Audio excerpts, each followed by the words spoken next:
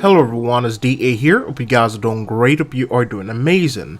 Today I will be informing you of things you should know when jumping into Warframe as a new player. A lot of people will tell you something about modding. They will tell you things about setups, how to combine items, the best builds, and the best way to go into Warframe. But the economy is also a very important part of a free-to-play market. When you jump into Warframe and you need certain items, the market and the trade chats are the first features placed in front of you. But which one is the best option for you? How do you approach these things? Because for a new player, when you jump into the market, there is no feature that tells you about certain things. Everything is basically geared into making sure that you spend platinum on these items. First, we will start with the market. If you are looking to get a certain weapon in Warframe, the market has these items for in-game premium currency known as platinum. But you can also buy the blueprints for some of these items by clicking on various options tab for that item.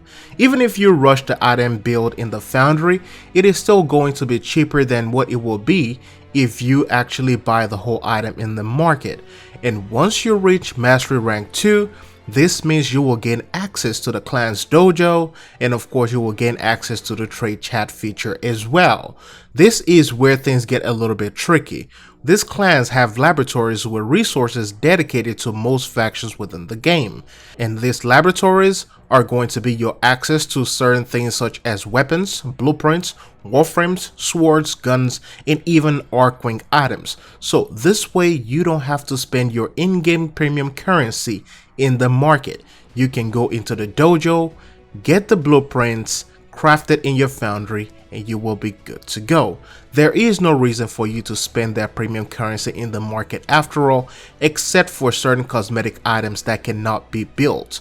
Now, once you begin to get into the higher phases of modding, you will need to know what Forma is. Forma is a tool that expands the modding capacity of your warframes, weapons, gear, and even companions.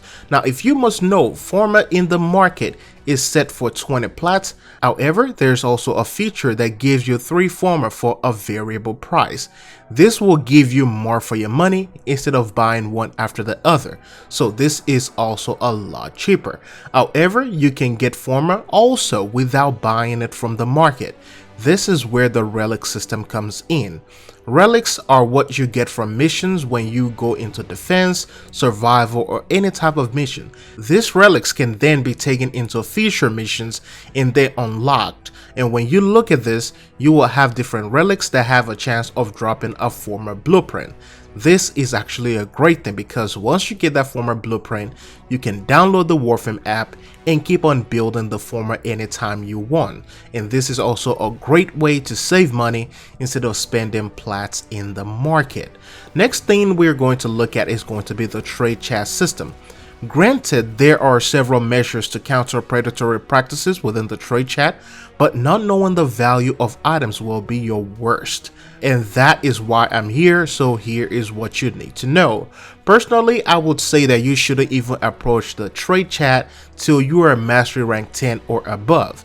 But since most of the items in the game deals with RNG, and you might need some syndicate items as well, trade chat can be quite inevitable.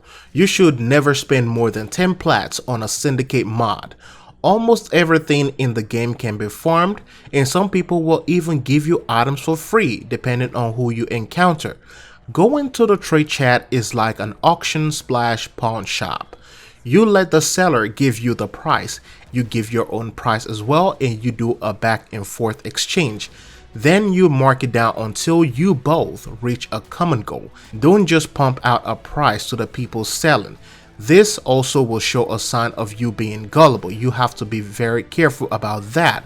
Also, things such as wearing all your prime accessories and fancy items when bargaining with players can sway their opinions. A lot of times players will look at your profile and look at your flashy tenno and warframe, and this will likely lead to people saying no because they believe that if you can afford those fancy items, then you can afford my prices. Now, I've seen a lot of people do this so often. I've even asked someone about it and they even confess that they do it a lot.